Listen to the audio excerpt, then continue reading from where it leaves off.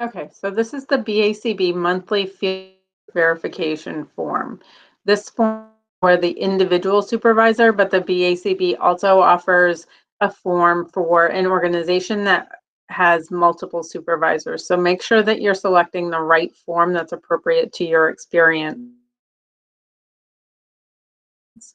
This one is for the 2022 fieldwork requirements. If you're taking the exam after 2022 or during 2022, you want to make sure that you're using this form. If you're taking the exam before then, you want to use the older form. It's very similar to this form, so this will still help you. So the top part is just some basic information. You enter the training, the BACB account ID. This is BACB gateway account. Also enter in the month and year for this field work. You select the fieldwork type, either the supervised fieldwork or the concentrated supervised fieldwork, depending on which your experience under, and then the state where the fieldwork occurred and the country as well.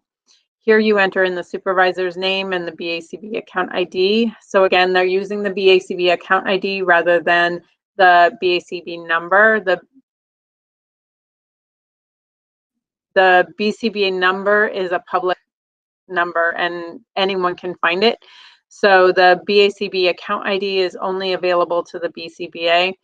So they really want to make sure that you're getting that number from the BCBA directly. Then you have to use the drop-down menu to choose your supervisor's qualifications. This is the part where people get a little bit confused. This part calculates the total fieldwork hours plus the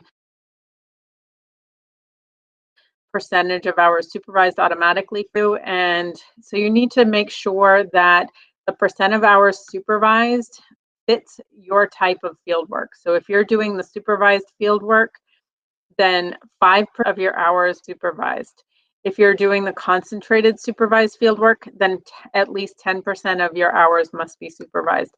So you need to keep that in mind when you're entering in your numbers. So let's say you did 120 independent hours and you received 5 hours of supervision from your supervisor. You can see that it calculates the total fieldwork hours at 125 hours, but you've only received supervision for 4% of your hours. That's not enough. So if the month has already ended and you're into the following month, there's nothing you can do to change the number of hours supervised. So you change the independent hours that you're calculating. So you can look at, well, can you use 110 hours? And you can see that even at 110 hours, you don't have enough supervision to be able to count all those hours. So you can continue to just change the hours. Let's see if 100 is enough. So 100 hours at 5 hours supervised is still only 4.76 hours. That's just not enough. So we can look at 90 hours. Is that enough? At 90 hours, we're at 5.26.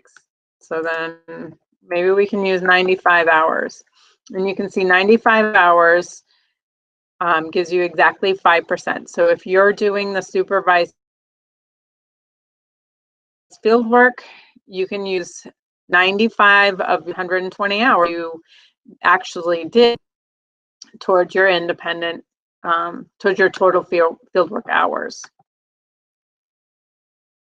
So once you have it set up so that this number works out to be what you need, then your supervisor and yourself will sign the form. But when you sign the form, you're attesting to all of this information.